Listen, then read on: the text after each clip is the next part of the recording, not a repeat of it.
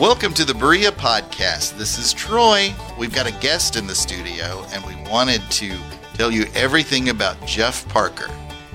Mr. Parker, are you here? I'm here. Can y'all hear me? Can you see me now?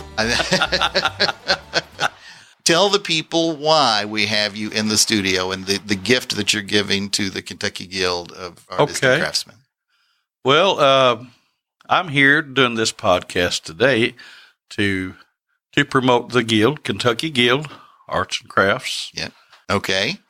And I'm going to be doing a show for the Guild coming up July 14th. All right. Of 2018, of course. So I'm excited to do that, and it's helping the Guild, and it helps me to get my name out there locally.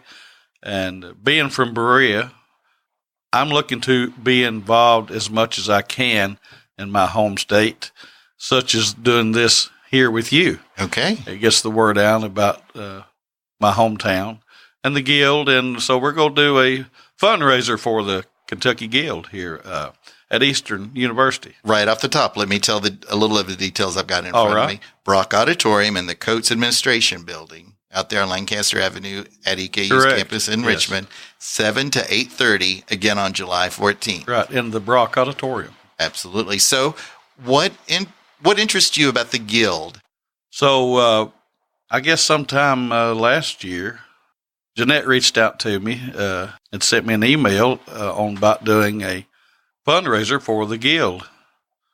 So I got acquainted with it more since then, and I realized that it's been running since 1961. Sure. And it's done a lot of stuff, and it gives a lot of local artists a chance to sell their arts and crafts. And they do a lot more than that, I mean, they teach classes here of sorted stuff, Right. I think pottery. That's what this specific fundraiser is for, is the Arts Academy that's upstairs that does treat local. And so they do a lot of that, so that got me interested in it. Makes it. Now, Jeff, I am a musician as well. I can play the spoons amazingly. Okay, you're at a different level than I am, though. How long have you been playing, and what is your first instrument? My first instrument was a guitar, and I'm going to go way back here in time. Mm-hmm. My dad was a musician, and I lost my daddy this past January. Mm-hmm. And of course that's been, that's changed my whole world. But anyway, my dad was a great musician. He was a banjo player, but he played other instruments. So he got me started on playing guitar when I was probably 6 years old. And Dad used to work. Of course, he had a day job. Actually, my daddy worked for Berea College for many years, as did my grandfather. What were their names? My grandfather, Dennis Parker, I think he was employed by the college here for like 44 years. And my dad probably worked for the college nearly 20 years now. That's been many years ago. I think he left the Berea College in the late 70s. Okay. And my grandfather, he retired, but he went back part-time, and he stayed with him, as long as he could, which was a good while. But anyway, going back to that, my dad... You can really hear the rain in the background now. I love it. It's making me sleepy. I'm ready to eat dinner and go to sleep. But it is almost 6. It is, and it's dinner time. But getting back to your original question about asking me when I got started playing. 6 years old, my dad introduced me to guitar playing, which I always watched Dad play. And Dad, at that time, worked on the weekends for, everybody's heard of Renfro Valley Entertainment Center. And my dad played there on the weekend, and sometimes the band he was with would practice at the house. And they had a guitar in there, and I would always grab a broom, back in the day and chunk along with rhythm, on a broom. So he brought me a guitar, and I learned by watching, and I guess I'm self-taught. Of course, Dad showed me originally some chords, but I started working on it and really taught myself how to keep time, as we call it.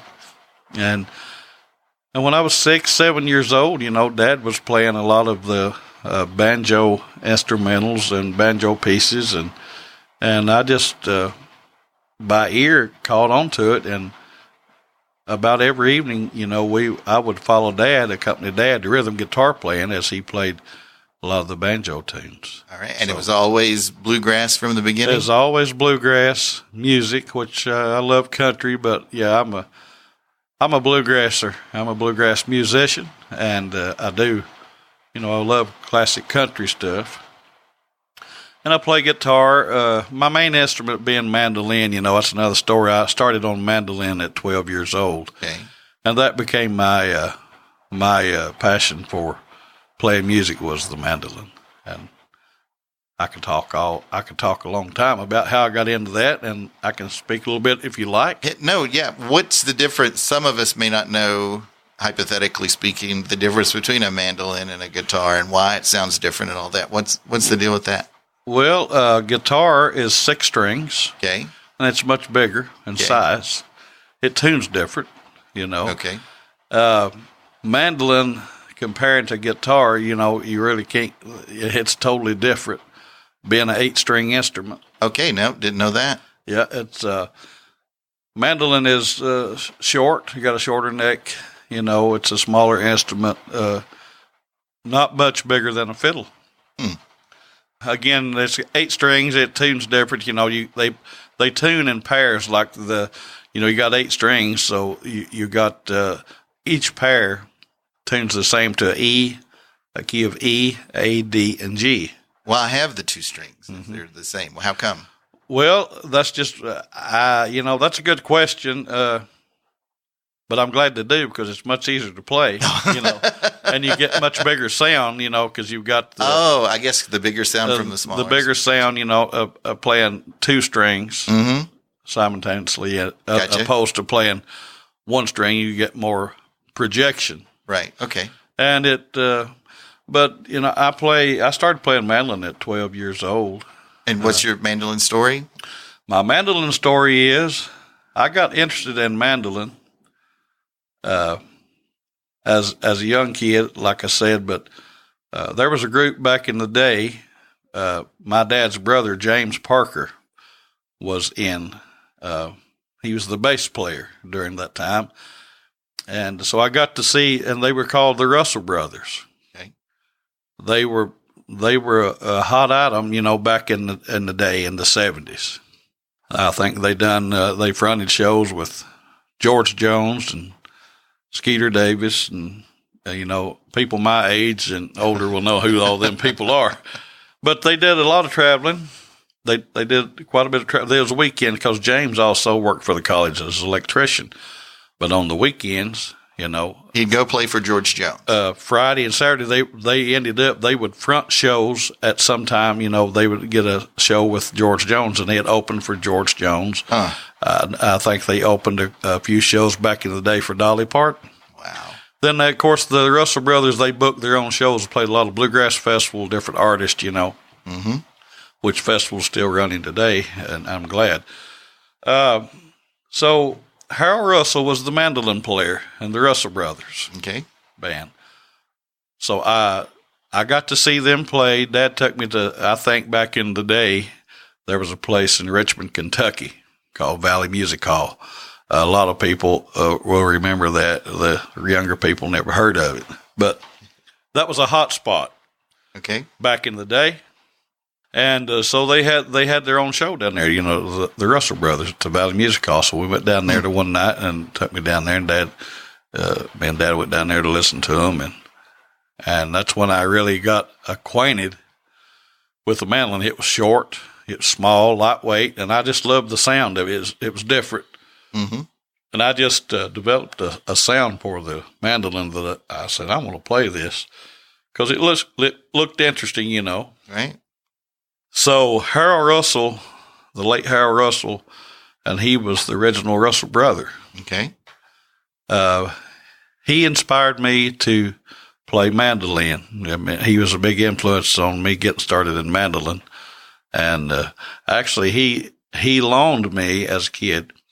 I guess he loaned it to Dad for me, but he loaned me my first mandolin. It was a little A-style mandolin to get started on, and it was a neat instrument, you know, but after I started learning some on it, you know, it didn't have a lot of volume, and it didn't have the longer, you know, the longer fretboard on it. So I started getting interested in doing pretty good with it, so my dad ends up getting me a great mandolin. I think my dad, his brother James, I may be mumbling here, but there's a lot of memories. But Dad got me another mandolin. My first mandolin, I guess my daddy bought me, that was my professional mandolin that I played for 30 years, was a F12 Gibson. Now, the F, it's the F style. All right. It had the F holes cut out in it, you know. Gotcha. Neck. So it's a 1950, I believe. And, you know, so I think my dad at that time paid $1,000, and he had $1,000 and traded a 1949 Chevrolet truck and $1,000 for that mandolin for me. Wow. And we still have it to this day. Wow. And that's the story on the mandolin. But I can say one other thing, if people can relate back to a gospel artist, Martha Carson, that wrote the song Satisfied, which is a big song and several others, but that is the one that sticks in my mind. Her and her husband at that time, they had bought that mandolin new for like $320 or something like that, and $42 for the case. I believe I still have the original price tag on it. Wow! And it's a good mandolin, and I played a long time. As time goes on, you know, I've been able to get people that builds mandolins offer me mandolins, and I endorse them, and if they're good and they got a good tone, then I play them, and they're free. That is pretty awesome. All right, so you just said you're so good at the mandolin that they give them to you to play it. Well, but the story is at 12. So at 12 you pick it up. Mm-hmm. When along life did you say, "Okay, this is something that I'm doing something pretty special here"? Well, what's your first big? Well, right off the get-go, when I started learning mandolin, I knew right then, this is what I want to do. Oh, yeah. I didn't want to play ball, or, you know, I didn't want to do any sports or any activities like that. I wasn't interested in it. You know, I love the outdoors, so I like to fish, even as a kid, fish and hunt and play music when people's talking about ball games and having to practice and do this and football and basketball. I thought, how could you waste your time doing that? And that's nothing against nobody, but it just wasn't my thing. I never was interested in it.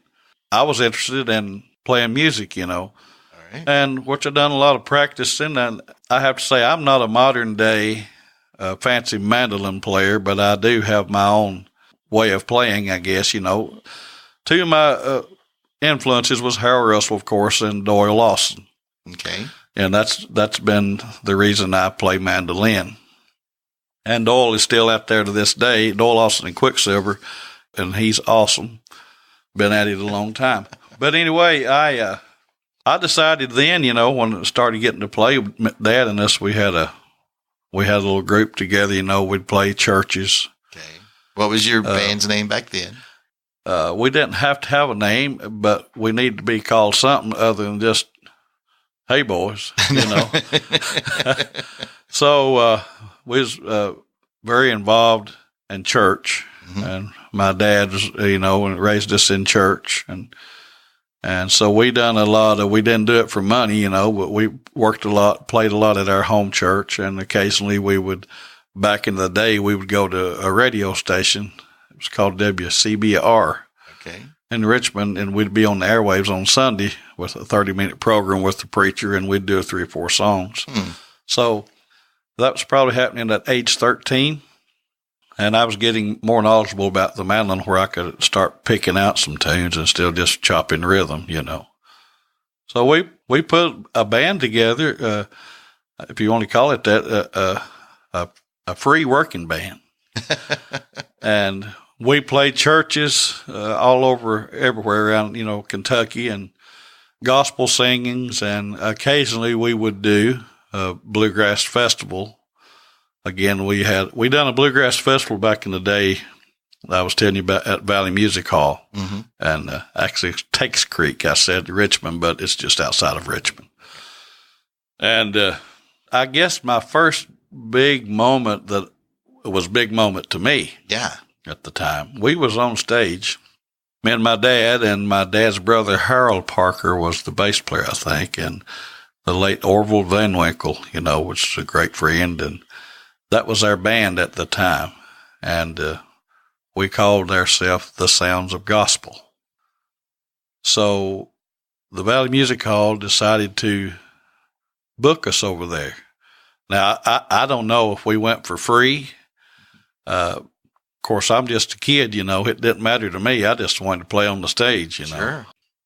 Anyway, so we're on the stage. I'm sorry I'm mumbling, but... No. We went on the stage. We was on the stage doing our set, Valley Music Hall. And at that time, they had Lester Flatt booked there, you know. I don't know if you... No. Tell those people that don't know who Lester Flatt is. Well, Lester Flatt, and there's a group called Lester Flatt and Earl Scruggs. Okay. They actually done the theme song that's on the Beverly Hillbillies show out in California. All right. And Earl Scruggs was the guy that invented or came up with the three-finger style banjo playing. Mm.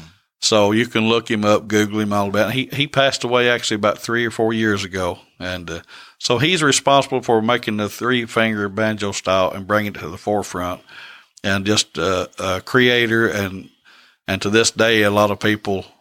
you know, still play his songs, his banjo instrumentals, you know, Foggy Mountain Breakdown, Earl's Breakdown, all those songs. I can mention a lot of them, and they're still played today. And Lester Flatt and Earl Scruggs was the top band in the day, you know, and things changed, and there was others. So Earl Scruggs and Lester Flatt, you know, that was a big deal. Mm-hmm. Then later they split up, you know, and there's all kinds of different bands, you know, there's all in the thing at that time. But this was them together at the peak, at the pinnacle. That at Lester Flatt and Earl Scruggs, yes, that was the big deal, still is today. Okay. And traditional bluegrass music. Anyway, make a long story short, at that time when Lester Flatt came to that show, you know, of course Earl Scruggs was not with him. Mm-hmm. That time they had already went their separate ways. And I remember being on stage and I could see this bus pulling in. It's, you know, it looked new to me, but, you know, it's an old bus, I guess. As their traveling bus, I think it was actually a 4104, which is a diesel. It's called a 4104 diesel. You know, it's if we had that bus today, it's priceless. Wow. But anyway, like you remember it, you can see it. I can see it pulling in right now. Yeah, I remembered it. You know, I just staring at it and playing. You know, and I thought, man, and here's the thing about it. We was on stage playing, and which everybody probably nowadays has heard of Marty Stewart in Nashville. Yeah, has his own TV show, and you know several. You know, he had a country record deal and playing. You know, had a few hit songs and awesome player. But at that time, Marty Stewart was playing mandolin with Lester Flatt. Mm. And he was an unreal mandolin player. And, you know, I mean, I'm just learning. And Marty was awesome and still is. So we got off the stage.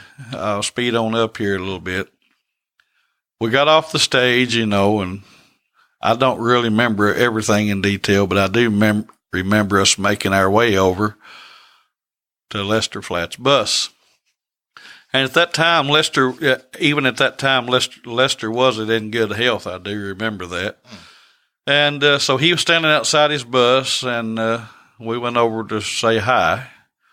And Marty Stewart was standing out there, and I shook his hand. I think I asked him how long he'd been playing, and I think Marty is 4 years older than me. But if I remember right, I think I was 14 by this time, and I think he was 18 or 19. So we're close there.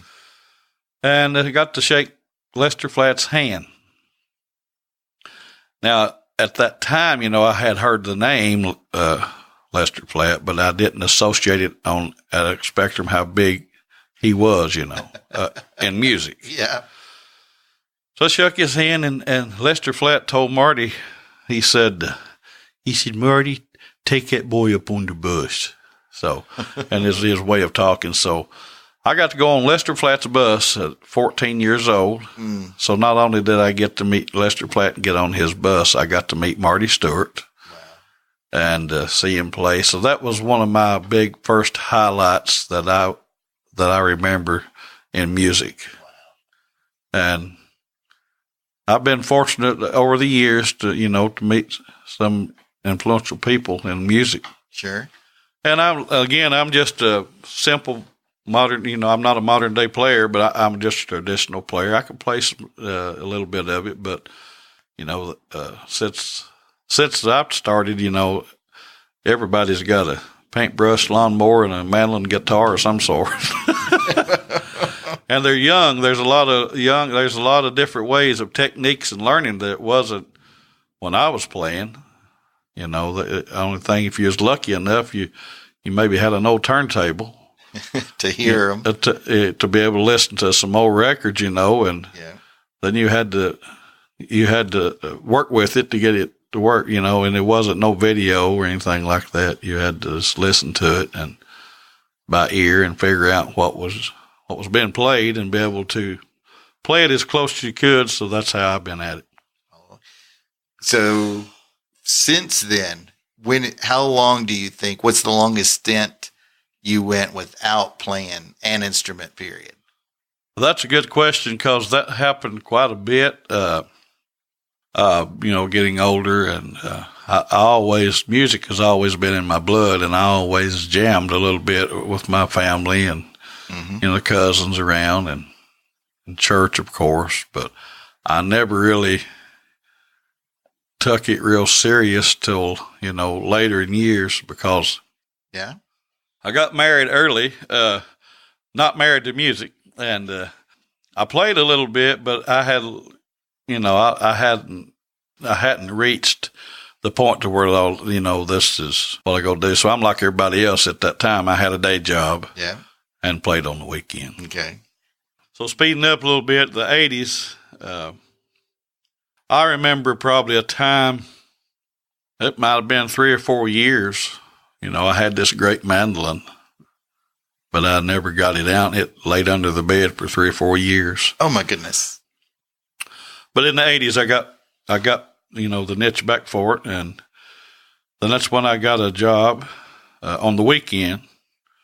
I started working at Renfro Valley on that show, on what they call the barn dance show. Gotcha. And of course, my dad, playing there for years, was associated with that for years. And make a long story short, I ended up getting on the barn dance show through the help of my daddy in 1984. But prior to that, I did do a few guest appearances with John Cosby and the Bluegrass Drifters at the time, which, it was fun. And I got to drive down to Renfro from Berea. I thought, man, I really made it. I stayed at Renfro Valley, I guess. I was pretty much a regular there on the show from 84 to 94. Okay. Even though it changed hands a couple of times there and different management. And was that was the weekends? You did the weekends there? I did the weekends there, and the new management, that changed in 1989, I believe. Okay. And the new owner came in, and they started changing everything as how we knew Renfro Valley. They added what they call a village, a lot of different shops so people could shop in during the season. But they still kept the old barn dance show and the jamboree show. They had two shows. They have a barn dance show and the original old barn, and across the street they'd have the jamboree show, which was more top 40 music in that day and time. So I done that for a long time, and I loved it. I had a lot of good friends there, and I became one of the harmony singers and the staff musician on the barn dance show. Okay. What they called as the Sunday morning gathering for Renfro Valley, which went out to 200 radio stations, and we would record that and record ahead of time. Maybe two shows on Saturday and get them ahead of time, But so when we went out to over 200 radio stations, I remember, and that was since Renfro Valley days started. So I got to be a part of that. I've got a funny story connected to that. My dad, he passed away actually recently as well, but he joked about how far into the sticks my mom grew up. And his joke was that like the Renfro Valley show didn't get to them till Tuesday. That's what he said it was. But at 8:30 on Sunday morning, we would do a live in Renfro Valley. In Renfro Valley, people would stay over, at that time that come to the barn dance show, and a lot of times Sunday morning, it would be full. Yeah. Or at least half, and we would do a 30-minute program. So that was a lot of interest. I would play the rhythm guitar on that, what they refer to as the chunk rhythm guitar, which suited that show. Okay. So that's when I got involved in that, and let me speed on up. Things was changing, So in 1989, we got new owners, management, of course. They said, we're going to build a new barn. So they did. They built a 1,500 seater. Okay. At that time, and it opened.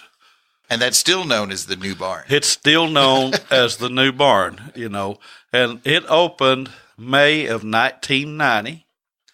And my dad and myself, and I think it was Dad's brother, Ronnie, and a good friend of ours was like family by the name of David Osborne. Me and Dad, and we had a bluegrass band. We was the house band for Renfro Valley Forest Bluegrass. Okay. So it was the Parker Brothers. Okay. And we were the first band to kick off the first note of the first show and of the new building. Well, as it came open, we was the first ones to grace the stage and play in that new building, and it was full. Nice. It was sold out, and it was much, it was going back to 1990, from playing the old barn to playing that, it was more modern. You had a nice stage, and had carpet on the floors, theater seating, wow, a huge balcony, so I loved it, and we all was close, and we had it was going good at that time, and I stayed there till 1994. All right. I was tired of being, because, by this time, we're running 5 nights a week. Gotcha. We were doing shows Tuesday through Saturday, plus the Sunday morning gathering. Now, was that so you were full-time then? I was full-time. Full-time musician. I was full-time, but it was considered contract labor. I guess if you will, but it's my full-time job, man. Yeah. I didn't ever see me leaving Renfro Valley. I mean, I had originally been associated with Renfro Valley when the first time I went to it with my daddy in 1967. So I thought, man, this is a great job. I'm 15 minutes from the house, 20 minutes max. And that was my day job. Yeah. I get to go down. I made enough money, I was making better money than I would have been working anywhere in town here, at the time. Good. Didn't have the benefits, but I wasn't thinking benefits. I'm thinking, man, I'm playing music. Right. I couldn't wait to get down there on a Saturday. I loved the Saturdays. I couldn't, people, great people, musicians, so many, and so many of them has left us now. But I didn't ever see me leaving, had my dad played down there, my uncles, my brother, and so many other people. But by this time, I have 2 kids. Gotcha. And I'm tied up 5 nights a week, every weekend. And I just got burnt out. I totally got burnt out. I got to where I dreaded it. If it makes sense, I loved playing music, but I just dreaded being tied up. It'd be beautiful outside. Things going on. My boys was little, and I wanted to be with them all I could. Mm-hmm. And it'd be beautiful outside, and, I never got to do anything. And, couldn't go to the lake or grill out or go camping and things that we like to do. I couldn't do any of that. So I just decided, in 1994, I went to management. I told them, I said, I'm turning in my notice. I'm leaving. And I'm tired of being tied up all the time. Gotcha. Which they talked me into staying until December of that year. Okay. So I got out to December. What was your next big thing? What was it? During all this time we've talked about, I was a part-time music player, but I was a painter by trade, okay. House painter. Okay. I wished I could paint portraits and stuff, but anyway, my trade was I painted houses and whatever. But when I left Renfro Valley, I ended up getting a job in Berea here at the hospital. Okay. And so I ended up getting a job there and being the painting consultant over the whole hospital and doing the work myself. So it's a pretty good job for me. So I got involved in that. And then for about a year, every weekend, there was a show down there. I could just, in my mind, I could see what song's coming up. I knew what joke was coming next. And man, I really missed it so bad. But your job fit that season of your life where you could do the cookouts and you could do. But after I got out of Renfro, for myself, nothing against Renfro Valley, but after I got away from that and got that on my head, it was the best decision I ever made. And I was free. If I wanted whatever job I contracted with them at the time, if I'd done it in 3 days or 5 days or whatever, I could take off when I wanted to. Right. So that worked real good and made pretty good money. Good. And then I put a little band together. Right. You're not painting now. I'm not painting now, and I haven't in many years. Gotcha. But I got to doing that, and I got to missing music.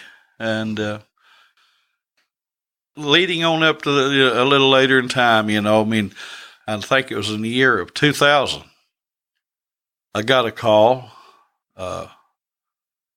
Actually, I had reached out to my buddy. I don't want to get the story on because, it is true, I'm not just making this up. Okay. But I had called my buddy at the time that I had worked with at Renfro Valley, Steve Gully at Renfro Valley, which is a great singer, great bass player, good person. We got pretty close. He was friends, and sure. So one day I was at the hospital working, and I got music on my mind, and I had called Steve and just talking, a little bit. And he said, man, you need to be playing music, man. He said, you need to get out of this painting. He said, man, you need to be playing somewhere and get back into it. And I told him, I said, well, I would love to, but by that time, I never really traveled that much other than when I worked with John Cosby and the Bluegrass Drifters for a year. And back in the 80s, we did do the Midwest. That was one of my highlights. I might have left that out. But anyway, I told Steve, I said, man, I don't know. I said, I don't want to be gone from home. And, and if you hear of anything, you might drop my name out there. But I never thought I would, anybody give me a chance to play a little bit. So, Steve calls me back a day or two later. He said, man, Lonesome River Band is looking for a mandolin player and vocal. And the Lonesome River Band, to that day and still to the day, they're one of the top tier award-winning bluegrass bands They are. I have heard of them, and yeah, so they're that big. Yeah, they was they were touring, and probably touring. I don't know, 75, 100 days a year, and they live in Virginia, which was about 6 to 7 hour drive from me. Well, I've never drove that far anywhere before. I thought, I can't do that. Are they gonna come after me or gonna come pick you up on their way? Pick me up at the house or what? Anyway. Lord, it seems forever ago, but it hasn't been. Anyway, so that I told Steve, I said, well, you can mention my name to them, and if they're interested, I've not been playing or nothing, but man, I ain't no way Lonesome River Band would ever hire me. So sure enough, the guy, one of the owners, operators in that band at the time, which was Ronnie Bowman and Sammy Sheeler. So one day I was in our shop at the hospital, our maintenance shop, and the phone rang. I answered, and it was Ronnie Bowman of Lonesome River Band. Well, I said, this maintenance shop, Jeff Parker, whatever my extension was. And he said, hey, Jeff, buddy, this is Ronnie Bowman, Lonesome River Band. Well, I was so excited, I thought, I'm talking to Ronnie Bowman. To me, in the bluegrass industry and the Lonesome River Band, to me, and Ronnie Bowman, that's top of the heap for me. At the time, it's the top of the heap. And still yet, they're a big deal. Ronnie Bowman has wrote a lot of hit songs for now. people. Yeah, we're sitting, as we sit here now. As we sit here now. Exactly, yeah. I mean, he's wrote songs that's been hits for Kenny Chesney, Brooks and Dunn. Right. And I'll stop there because I'm not a name dropper, but I got to give him credit. Sure. But anyway, I'm talking, so he's still a big deal. Yes. To me. And he was on your phone. And he was at on the my paint phone shop at the Berea Hospital. And I'm here in the maintenance shop, and I'm talking to Ronnie Bowman, and I ain't looked at a man on the mouth anything in 2 years, and didn't know any. I knew to hear their songs, it was awesome. I love that's my kind of bluegrass. But before I was trying to play it or remembering lyrics, I didn't know one song. Okay. So it goes on, we follow up later. We'll call you back, we'll do this. Yes, was answered. He said, Steve Gully said, I need to talk to you. You might be interested. So we throwed that back and forwards for a while. It was 2001 when we decided, because their other guy was still there. He wasn't leaving for a while, but they knew they started looking to replace him, Good. So he finished up and they called me, and they told me before we talked, Ronnie told me a CD to be listened to and familiarizing myself with the songs and the breaks and things, which I did. I worked hard on it because I wanted it, but I was scared at the same time. Sure. But I really wanted it. So I learned those songs off that album as close as you could get, the singing style, the mandolin playing without being the one of the original guys, but I done it best of my ability. Mm-hmm. And so, well, you brought Jeff Parker to it. Yeah, I brought my own thing with, but with enough of Lonesome River Band style, respectively to do the job. To fit in. So, long story short, we set up a time to audition. They was doing a festival in Jackson County, Kentucky. It's called the String Bean Festival. Okay. And so they were booked there. And so why don't you just come there? It's close for you. I was living here in Berea. Mm-hmm. And I said, okay, so he said, just come there. That'd be a great time. You don't drive nowhere. You don't have to drive anywhere. Just come there. It's about a 35-minute drive. And just come up on the bus and audition and see what we got. So you were on another bus. Yeah. So I take my brother with me. I asked my brother to go with me. I don't know none of these yahoos, And so I took my brother with me or asked him to go with me, I guess for comfort, Because, even at being at my age, I think I was 39. Okay. At the time, but I was nervous. It's a different world for me. Sure. And so I go up there and I get on the bus, and I'm nervous. and all these strange faces, and they've had one of the best, as far as I'm concerned, singing with them at that time as Don Rigsby, and he's still singing today and has his own band, and he'd been with them about 6 years, and before that, Dan Tominski, some big shoes right there. And I was a big fan of Don Rigsby, but he was ready to leave and do something, put his own thing together, Okay. So I walk in there, and we tune up, and the bus is full of people, okay. So we tune up, and we do probably 3 songs, and Ronnie wanted to hear me sing the high part, the tenor part at the time on one of the songs that they had in the program that they done often. Okay. 2 or 3 songs just to get the feel of it. So we did. And after I done that, Ronnie Bowman told me, and Sammy together, man, you really sounding good, and and they had tried some other people out. And he said, you're sounding really good. And he said, from what we've auditioned so far, he said, man, you're the man, and I thought, okay.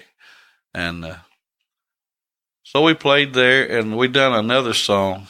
It was called, Are You Ashamed to Call Me Darling? It was an old Western song to be on TV. They made a bluegrass song out of it. And it had a real high tenor line on it. Okay. And so Sammy said, let's try that one, man, and see if you can do the tenor work on that and the band I'm playing. And that's the one I was dreading. Okay. This is it. But I had worked on it, but I was hoping they wouldn't ask me to do that one.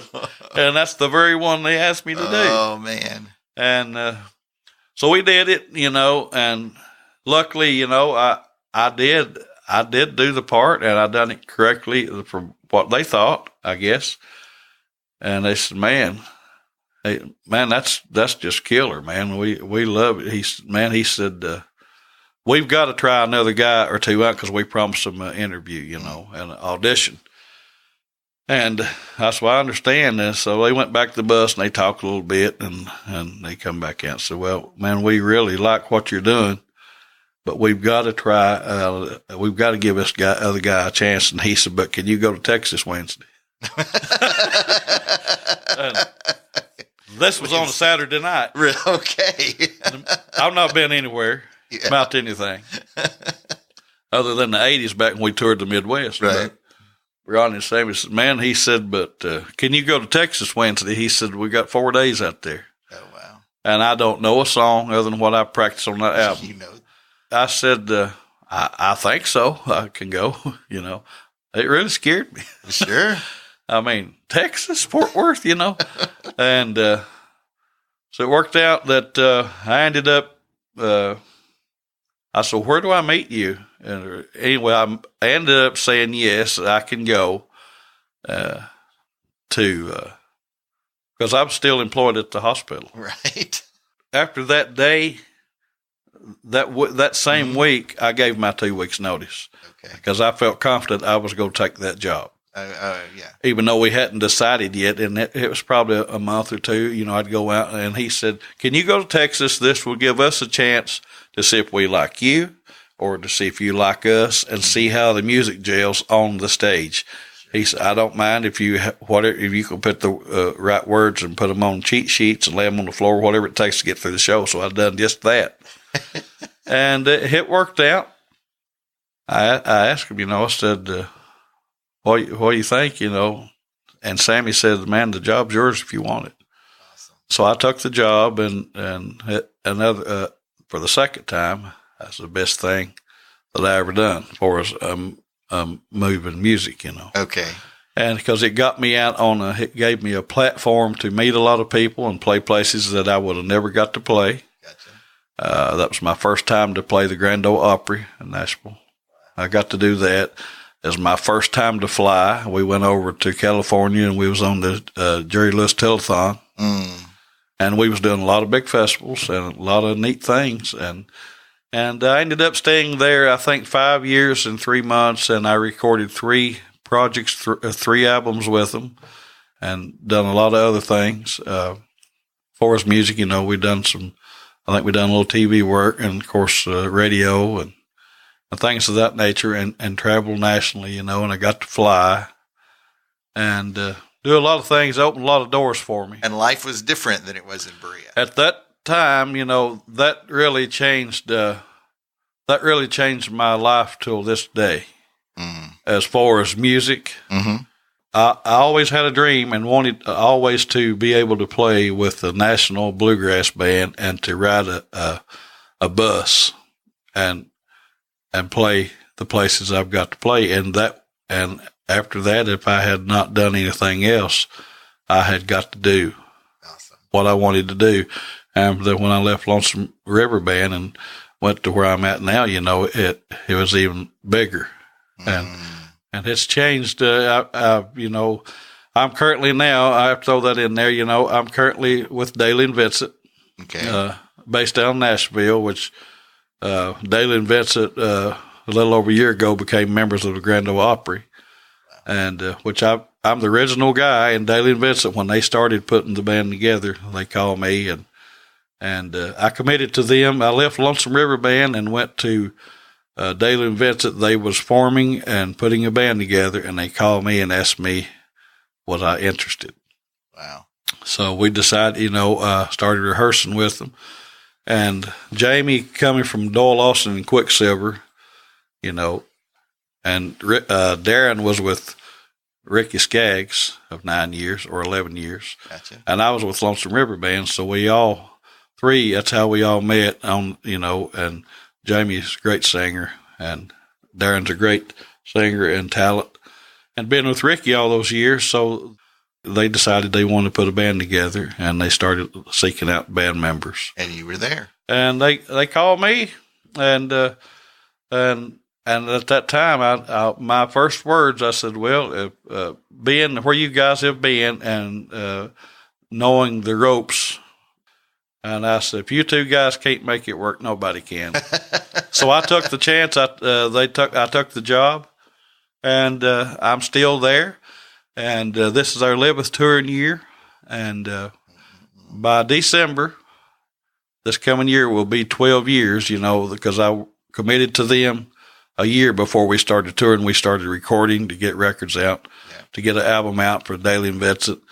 And so it'll be 12 years. And being able to work with Jamie and Darren, Dailey and Vincent, I've learned a lot about the music. I've learned a lot, you know, ethics, you know, and music and how to travel, what to say, what not to say, you know, just, you know, kind of keep yourself in line, you know, if you're real green going in, you know, you got to have a chance to learn. Sure. But they did give me a chance, and I've been loyal and committed to them, and we have traveled the U.S.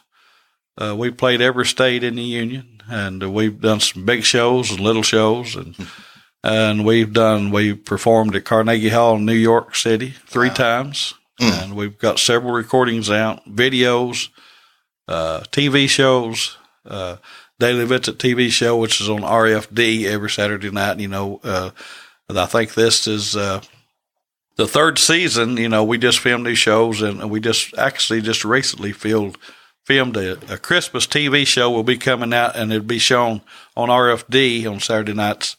Dailey Vincent Christmas show. Hit a show the entire month of December, and I could keep going, but it's been a great gig, and but here recently, about 3 months ago, I gave them my notice. You know. Oh wow!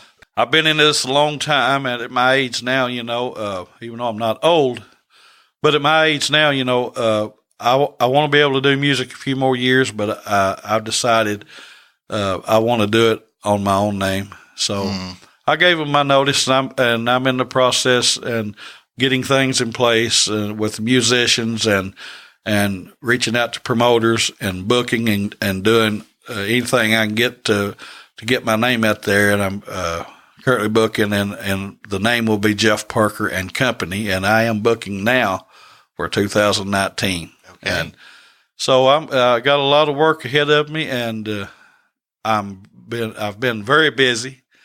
when I'm not on the road, when I'm home, I got my little office set up there, and I just reach out to people, promoters across from coast to coast. This is what I want to do if my health will let me. I don't have small kids anymore, but I do have 3 beautiful grandkids. Oh, my goodness. And my sons, my youngest son and his wife live 30 miles away. My oldest son and his wife live in Kansas, and he's got 2 more years in the Air Force and he will retire. Jeffrey, my youngest son, he's an Iraqi veteran of 9 years service, and he got out and he's been in police work and for several years, and things change, and sure. So I'm happy, and I'm blessed to. I still say I'm blessed to be living the dream. Money's not everything. If it was, I'd be hurting.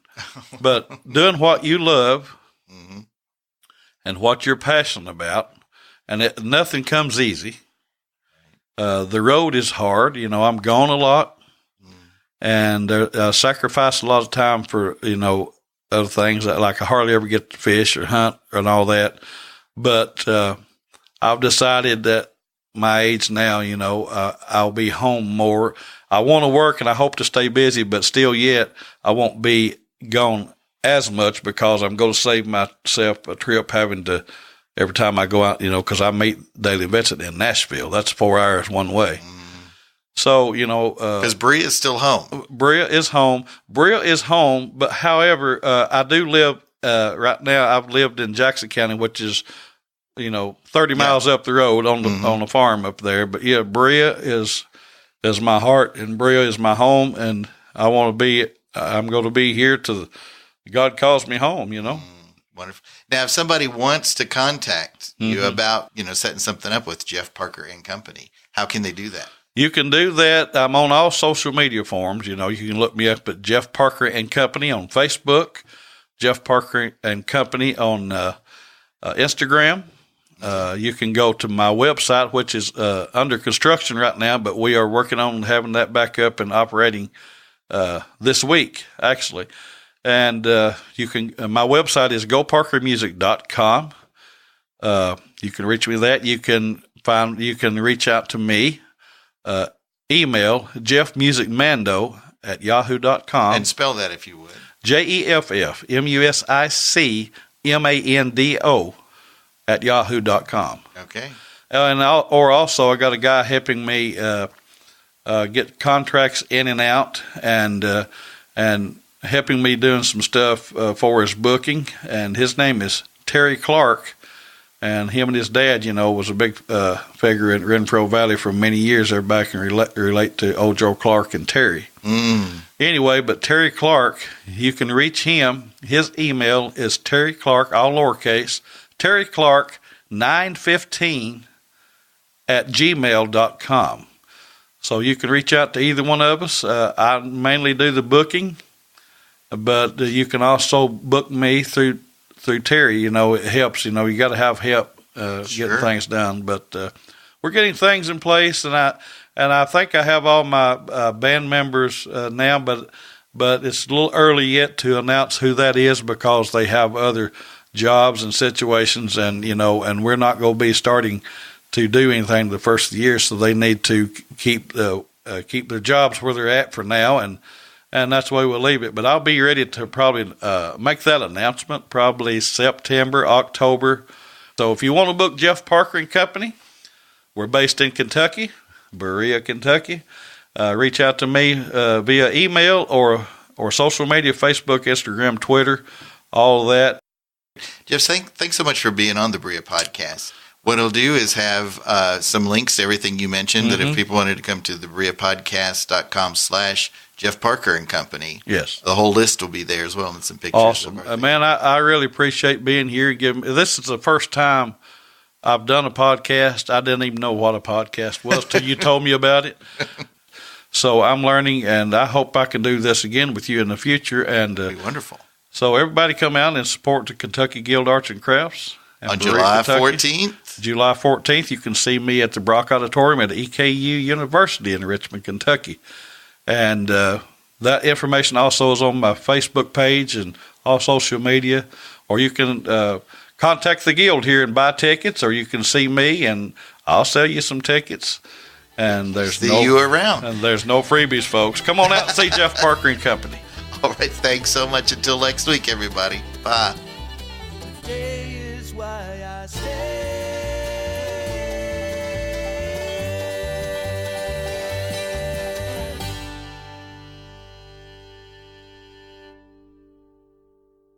It's good to be here with the Front Porch Studios here in Berea, Kentucky. In lovely, rainy Berea, Kentucky. Yeah, it's coming down out there. I walked out there to roll my windows up, and it was raining cats and dogs, and I stepped on a poodle. We're here all night, folks. Merry Christmas.